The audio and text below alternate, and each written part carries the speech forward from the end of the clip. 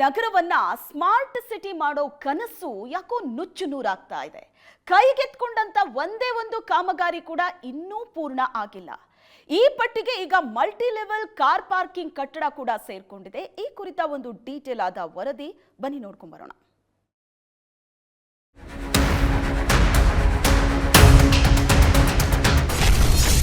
ಹುಬ್ಬಳ್ಳಿಯಲ್ಲಿ ಹಳ್ಳ ಹಿಡಿದ ಬಹುಕೋಟಿ ಯೋಜನೆ 7 ವರ್ಷವಾದರೂ ಪೂರ್ಣಗೊಂಡಿಲ್ಲ ಕಾಮಗಾರಿ.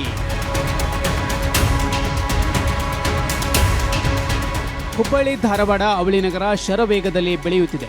ಈ ನಗರವನ್ನ ಸುಂದರ, ಸ್ವಚ್ಛ ಹಾಗೂ ಸ್ಮಾರ್ಟ್ ಸಿಟಿ ಮಾಡಬೇಕೆಂದು ಹಲವು ಯೋಜನೆಗಳಿಗೆ ನೂರಾರು ಕೋಟಿ ಸುರಿಯಲಾಗಿದೆ. ಆದರೆ ಇದುವರೆಗೂ ಕೈಗೊಂಡಿರೋ ಯೋಜನೆಗಳೆಲ್ಲ ಹಳ್ಳ ಹಿಡಿದಿವೆ. ಇದರ ಸಾಲಿಗೆ ಮತ್ತೊಂದು ಯೋಜನೆ ಸೇರ್ಪಡೆಗೊಂಡಿದೆ.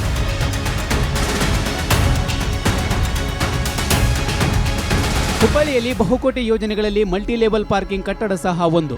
ಚೆನ್ನಮ್ಮ ಸರ್ಕಲ್, ಜನತಾ ಬಜಾರ್ ಸೇರಿದಂತೆ ಮಾರುಕಟ್ಟೆ ಬಳಿ ಸ್ಮಾರ್ಟ್ ಸಿಟಿ ಯೋಜನೆಯಡಿ 2018ರಲ್ಲೇ ಪಾರ್ಕಿಂಗ್ ಕಟ್ಟಡ ನಿರ್ಮಾಣಕ್ಕೆ ಚಾಲನೆ ನೀಡಲಾಗಿತ್ತು. ಹುಬ್ಬಳ್ಳಿಯ ಪ್ರತಿಷ್ಠಿತ ಸುರೇಶ್ ಎಂಟರ್ಪ್ರೈಸಸ್ ಕಂಪನಿ ಇದರ ಗುತ್ತಿಗೆ ಪಡೆದಿದೆ. ಆದರೆ 2 ವರ್ಷಗಳಲ್ಲಿ ಪೂರ್ಣಗೊಳ್ಳಬೇಕಿದ್ದ ಯೋಜನೆ ಇನ್ನೂ ಪೂರ್ಣಗೊಂಡಿಲ್ಲ. ಸ್ಮಾರ್ಟ್ ಸಿಟಿ ಅಂತ ಪಾರ್ಕಿಂಗ್ ಮಾಡ್ಬೇಕಂತೇಳಿ ಹುಬ್ಬಳ್ಳಿ ಬಹುಭಾಗ್ಯ ವೃತ್ತದಲ್ಲಿ ಏನು ಈದ್ಗಾ ಮೈದಾನ ಬಾಜು ಪಾರ್ಕಿಂಗ್ ವ್ಯವಸ್ಥೆ ಮಾಡಿದ್ರು. ಅದು ಕಳೆದ 5-6 ವರ್ಷದಿಂದ ಹಂಗೆ ಚಾಲ್ತಿಯಲ್ಲಿದೆ, ಇನ್ನೂ ಮುಗಿತಾ ಇಲ್ಲ. ಅದಲ್ಲಿ ಅನುಕೂಲ ಆಗಬೇಕಾಗಿತ್ತು, ಆಗಿಲ್ಲ. ಸ್ಮಾರ್ಟ್ ಸಿಟಿ ಅನ್ನೋ ಹೆಸರಿನಲ್ಲಿ ಕಳಪೆ ಕಾಮಗಾರಿ ನಡೀತಾ ಇದೆ. ಇದನ್ನು ಆದಷ್ಟು ಬೇಗ ಅಧಿಕಾರಿಗಳು ಎಚ್ಚೆತ್ತುಕೊಂಡು ಇದನ್ನು ಪೂರ್ಣಗೊಳಿಸಬೇಕಂತ ಕೇಳ್ಕೊತೀವಿ ಸರ್. ಗುತ್ತಿಗೆದಾರನ ನಿರ್ಲಕ್ಷ್ಯದಿಂದ ಕಾಮಗಾರಿ ಕುಂಟುತ್ತಾ ತೆವಳುತ್ತಾ ಸಾಗಿದೆ. ಶಾಸಕರು, ಸಚಿವರು, ಸಂಸದರು ಎಷ್ಟೇ ಎಚ್ಚರಿಕೆ ಕೊಟ್ಟು ನೋಟಿಸ್ ನೀಡಿದ್ರು don't care. Extension of time 3 EOT ಕೊಟ್ಟಿದ್ದೀವಿ. 2,70,00,000 ಅವರಿಗೆ ದಂಡನೂ ಕೂಡ ವಿಧಿಸಿದ್ದೀವಿ. ಪ್ರೋಗ್ರೆಸ್ ತುಂಬ ಸ್ಲೋ ಇದೆ. ಇದರ ಬಗ್ಗೆ ನಮ್ಮ smart city board chairman, district incharge secretary ಕೂಡ ಇದ್ರ ಬಗ್ಗೆ ಮಾಹಿತಿ ಇದೆ.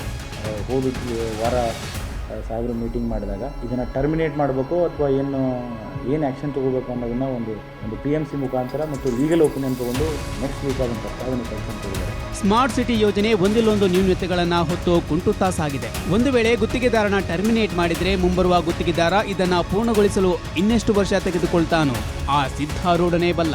ಅಂತಿಮವಾಗಿ ಸರ್ಕಾರ ಗುತ್ತಿಗೆದಾರನಿಗೆ ನೋಟಿಸು, ಗಡುವು, ದಂಡ ಎಲ್ಲದಕ್ಕೂ ಬಾಗದಿದ್ದಾಗ ಈಗ ಟರ್ಮಿನೇಟ್ ಅಸ್ತ್ರವನ್ನ ಪ್ರಯೋಗಿಸಲಿಕ್ಕೆ ಹೊರಟಿದೆ. ಒಂದರ್ಥದಲ್ಲಿ ಆಡೋಣ ಬಾ ಕೆಡಿಸೋಣ ಬಾ ಅನ್ನುವಂತಿದೆ ಸರ್ಕಾರ ಮತ್ತು ಗುತ್ತಿಗೆದಾರರ ನಡೆ. ಮುಂದೆ ಏನಾಗುತ್ತೆ ಕಾದು ನೋಡಬೇಕಾಗಿದೆ. ಹುಬ್ಬಳ್ಳಿಯಿಂದ ಕ್ಯಾಮ್ರಾಮನ್ ಅನಂತ್ ಜೊತೆ ಗುರುರಾಜ್ ಹುಗಾರ್, ಏಷ್ಯಾನೆಟ್ ಸುವರ್ಣ ನ್ಯೂಸ್.